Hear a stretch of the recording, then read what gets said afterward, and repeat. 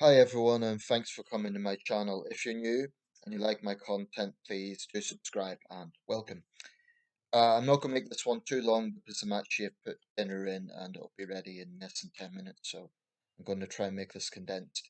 Very briefly, just a word on the sad news yesterday that Lisa Marie Presley passed away. She was the day before, only 54. Um, the Daily Star had today the Elvis curse, so they're sort of implying that there's a history of tragedy in the family. Of course, Elvis himself was only 42. She was only 54. Her son apparently committed suicide a few years ago. So maybe there is something there in terms of tragedy in the family. Who knows? Um, I must admit, I didn't know that much about her other than the fact she was obviously famous as his daughter. But she did seem in that last interview, she seemed quite withdrawn. This is actually the headline in the Daily Star.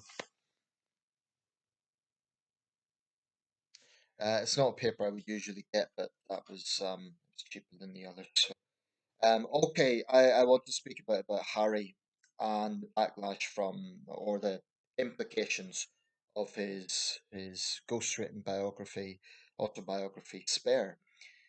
Um, I'm sure she won't mind me mentioning this. My mum takes quite a different view from me and my dad on this one.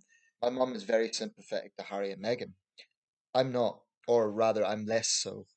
Now, I should say, yesterday, Simon Kellner had a good piece in the Eye newspaper. I thought it was a very balanced piece, and you don't see a lot of balance when it comes to Harry and Meghan. It's either really supporting them or really attacking them. I thought this was a very balanced piece. He mentioned how Pippa Middleton, he was with her in some capacity, but he mentioned that around the time her sister was married, um, she was pursued by paparazzi in an airport. But bear in mind, this is Pippa Middleton, okay, the sister of a member of the royal family, not even any direct connection in herself, but simply being the sister. She was hounded, through the airport, people ramming cameras in her face. She was very clearly uncomfortable. So the point Kellner was making is if that's what happens to someone like Pippa Middleton, who's an indirect sort of connection to the royal family, you can imagine the paparazzi pressure on someone like Prince Harry or Meghan Markle. Now, one thing before I get into this is I loathe the paparazzi. I think not be too colourful about it. I think they're the scum of the earth, and I think there should be much tougher laws against them. They're not photographers, they're not journalists, they're stalkers, and they should be treated as common criminals. There is no legitimate journalism in ramming a camera in someone's face. I don't accept, I've never accepted this line that, well, public figures should accept it. No. Public figures should accept some degree of scrutiny and questions, but there's a big difference between that and, saying they should put up with stalking. That's appalling. And I think in the United States, there's too much conflation with free expression and what the paparazzi do. What they do is not free expression, it's stalking. And they really disgust me. Um, so, the issue about Harry talking about press intrusion, I wouldn't be totally unsympathetic to that. He probably has had a lot of pressure, and I imagine so has Meghan Markle. But Kellner also makes a point they can't have it both ways. They can't talk about wanting a private life and stepping down while simultaneously doing interviews and using the media when it suits them and getting money for it. And the point I had a bit of a debate with my mum, a good natured debate about all of this, and I was making the point that it's not necessarily the grievances that Harry and Meghan have. It's the way they're going about it. For example, Harry has said that he wants reconciliation with his father and brother, whilst he simultaneously says in his book that his brother physically attacked him. And it is, he's had a go at a lot of people. He's had a go at Camilla, at the king. Um, this is a paradox. You cannot on one hand say you want peace, whilst on the other hand you're publicly trashing people. It's also a bit hypocritical because he's talking about invasions of his privacy and Meghan's privacy, but he has no problem divulging the details of private conversations. Apparently, some palace staff are even threatening taking legal action now. there is questions of how much of this is accurate. I think it's quite possible that maybe tensions got heated, maybe William lashed out, which is wrong. But families have problems. Now, maybe it could be argued that the approach the royal family is taking is not entirely helpful. There was something my mum said, and I sort of agree. If William maybe made a statement saying that me and my brother have had tensions, we have had arguments, as every family does, rather than this policy of total silence. Don't I think the line is don't deny, don't confirm, something like that. As much as I understand that, that is to say, he doesn't want to get into this soap opera. He doesn't want to get into these rival interviews and so on. It doesn't even need to be the form of an interview. Maybe just one statement. Yes, there's been some issues with my brother, but like all families, we've had our tensions. Maybe something like that would help. What Harry's issue seems to be is that he's tried the private route and it isn't working. But the problem is his popularity is at an all-time low. So is Meghan's. They're the most unpopular members of the royal family, apart from Prince Andrew. That's saying something. I think he's at 7%. They're in the low 20s, which is awful. It's very low. I think the most popular member is actually Princess Anne. I published a poll on this. Um, Edward's somewhere in the low middle. I'm not sure why, but he hasn't really had any controversies, Prince Edward. And that might be the simple reason that he's simply less high profile than the others. The king is sort of in he's not at the top. Camilla's in the lower bottom, but she's still above Harry and Meghan. I think a lot of what Harry needs to understand is a lot of people don't see this as, oh, he's letting his point of view be heard. And there's more focus on Harry right now because it's his autobiography as opposed to Meghan's. They're not saying it as well. He's just showing his side. He's expressing what he went through. They're seeing it as someone who comes from a very privileged background, whining basically, and they see it. I think as quite vindictive. I think they see it as settling scores, wanting to trash his brother, trash the king, trash Camilla. Um, it just looks quite vindictive. And it's not that that stuff isn't true. Maybe there were times that Harry was sidelined. Maybe there were times he was treated unfairly. For example, perhaps expected to cover for his brother, and he didn't. And maybe William and the King didn't always cover for him or threw him under the bus. And who knows? Families have problems, and when you're the most famous family in the world, arguably, that's those problems are going to be exacerbated when they're in the public eye. I do think it's hypocritical say on one hand he wants reconciliation, whilst at the other end constantly making these snipes. He's even now suggested that he wants a second part of this book. So he's clearly learning nothing. There is a transatlantic divide. Americans tend to be a lot more sympathetic, perhaps because of the Republican tradition. But, they've recently denied that they called the royal family racist, but they said it was unconscious bias. Well, if that's the case, they should voluntarily give back that award they got from the Robert F. Kennedy Foundation, which, by the way, I think was a big mistake of the Robert F. Kennedy Foundation, and I told them so. That demeans actual human rights work.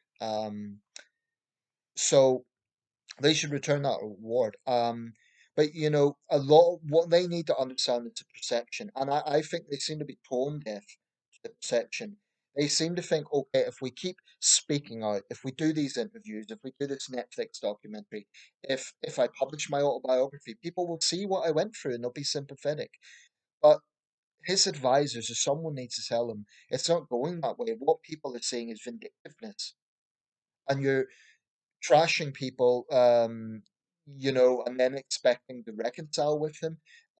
You're making all these allegations publicly, yet you're saying that you want your privacy protected. You can't have it both ways. I do think it comes across as quite vindictive and vengeful. Um, and that's why their popularity is so low in the United Kingdom. I think even in America, people are going to get tired of them. So they need to just step back a little bit. They've made their point. They've done these interviews. They've said they feel the institution needs to change. Okay. But at what point are they going to say, right, we've said it now, that's it? You see, I think a lot of people think they're just pushing this and pushing this and pushing this. At this point, it looks like they're actively trying to damage the institution. They're actively trying to damage the monarchy. Um, Interestingly enough, apparently they defended Lady Susan Hussey, both of them, which is interesting because, of course, she was in this whole backlash over the alleged racism. Um, that's curious, but I think Harry needs to understand the optics of what's going on here. I personally have a lot of sympathy in terms of the issues he's had to deal with the press, the paparazzi. Like I say, I think they are really low, and I do think some British press are, for example, the Daily Express is obsessed by them. They're constantly coming out with Harry said this, Meghan said that. They are a bit obsessed. Now, Harry's alleged that members of the royal family are complicit in the behaviour of the press. That's quite a serious accusation, i.e., if they're tipping off newsmen about things. If that is true, it's very underhand of the royal family, has to be said. But I do think it needs to be taken with a pinch of salt because there's already things in that autobiography in the Netflix documentary series or series that have been called into question over accuracy. So Harry and Meghan need to know what exactly is their agenda here. Are they simply letting, their frustrations and their challenges be heard? Or are they really trying to damage this institution? 'Cause most people in Britain now, I think it's the latter. I think most people see them as vindictive, entitled, um, and they see them as a famous, wealthy couple who are whining about how hard life is when there's people out there really struggling. Um, this is not to say that it's easy. I don't think their lives are easy. I think fame is pressure, but it's no easier for William and Kate or any other member of the royal family or any other public figure. Um, I'm not convinced that Harry and Meghan have had more paparazzi problems than, say, an A-list actor, or y- you know, and it's not the same level of sort of like making these documentaries. And I would totally support curtailing the paparazzi's power, but at the same time, Harry and Meghan can't have it both ways. They can't say they want a private life or they want to step down from public duties, yet basically throw themselves in the limelight. It's pure hypocrisy. Um, and I think they don't understand the optics. Harry certainly doesn't, of how this is coming across. I'll just close. My dinner's going to be ready now. But some have said this will damage the monarchy, leading up to the coronation. I'm not sure that it will. Remember, the British royal family went through the abdication crisis, which was a lot more profound than this. That was actually the king. That wasn't the fifth in line of the throne. That was the king himself, Edward VIII. So if the royal family got through that, I think they'll get through this. Um, from their end, what can they do? Maybe some sort of public disclaimer. I think this policy of total silence is maybe, as much as I understand it, because they don't want to get into the gutter, they don't want to turn into a soap opera. Some disclaimer, like we we like any family have had our problems, um, but this does not define the whole family or something like that. Some sort of disclaimer. I think the problem with total silence, and I know why William's doing it. Apparently, according to his staff, he's not a private individual. That's the wrong word, but the way he approaches things is not to explain, not to do this. Maybe that's a mistake. Maybe he should make some sort of statement because he's going to keep getting these questions like, "Did you read Harry's book? How do you respond to this allegation?" All the rest of it. So maybe some sort of disclaimer. Yes, me and my brother have had tensions like lots of families, something like that. Maybe they should do that. I don't know. But of course, the problem there is that could just invite more questions. Um, I do think some of the press, I think the Daily Express, for example, is obsessed by this. And it's like a cycle. The Daily Express and other papers are obsessed by Harry and Meghan. Harry and Meghan get defensive and they make more interviews or whatever. And it's just constant. They're feeding off one another almost. Um, so both sides need to tone it down a bit. The press need to realize that the public care about more than Harry and Meghan, and Harry and Meghan have to stop being hypocrites, quite frankly. It's the same with their titles. I mean, they feel they have a right to hold on to these titles whilst they're trashing the royal family. I mean, that's basically like if you join a company and you say this company is corrupt, it's terrible. Now, it's one thing being a whistleblower and saying this needs reform, But the thing about those titles is it gives them certain perks. You know, they're using the titles, as I understand it, in their marketing and so on. So it's hypocritical. They need to know exactly what do they want, and they need to understand that, you know, the more interviews they do, the more books they publish, it's not going to get them more sympathy. It's not doing that so far. I think people in Britain, especially, see them as vindictive. So, excuse me, you may be a Republican, you may think the entire royal family should be abolished, but in any context, even let's say you had an actor that complains about a family member, I just don't think it's a good idea to air dirty laundry in public. These tell-all books, it just all it does is end up hurting other people who can't defend themselves, and I think that's wrong. I think it's unethical. I think what Harry is doing is unethical. He's trashing his brother and the king and not really giving them an opportunity to defend themselves. Or he might be thinking, oh well, they can deny it, they can make statements. But he surely he should understand they're not going to get into the soap opera of doing rival interviews. The king isn't going to sit down and say, oh, my son's a liar. I didn't do that. I didn't say that. You think about that. It would be sleazy. It would be vacuous. It would be horrible.